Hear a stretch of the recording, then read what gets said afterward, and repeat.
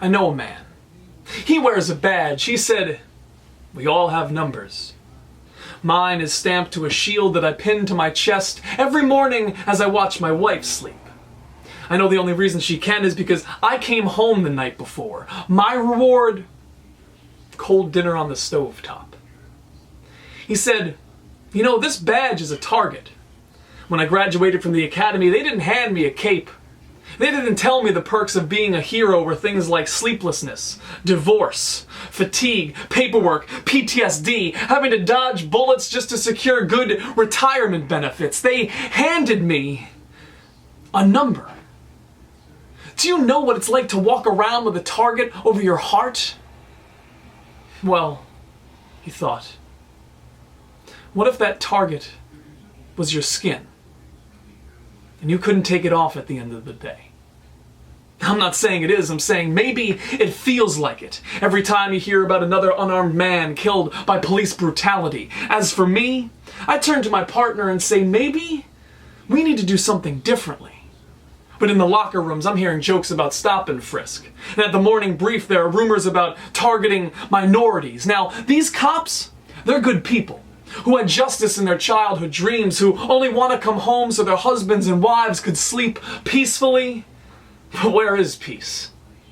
He said, every morning when I walk up those steps and I see blind justice staring down at me, I'm beginning to think maybe she's just colorblind.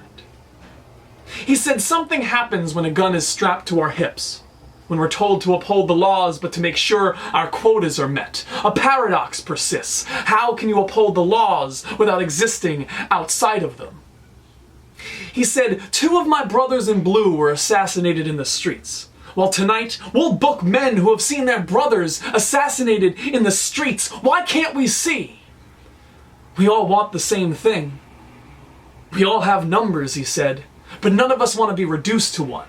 Because when we're lumped into a statistic, our collective humanity equals none. 121 police officers died in the line of duty last year, while over 1,000 men and women were killed by law enforcement.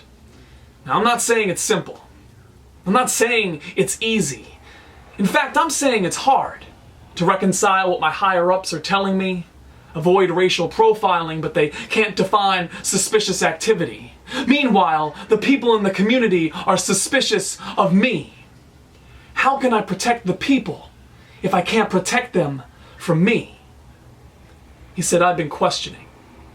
There are people in this city who equate murderers with police. While the police are turning their backs on the mayor, this is not how things are supposed to be.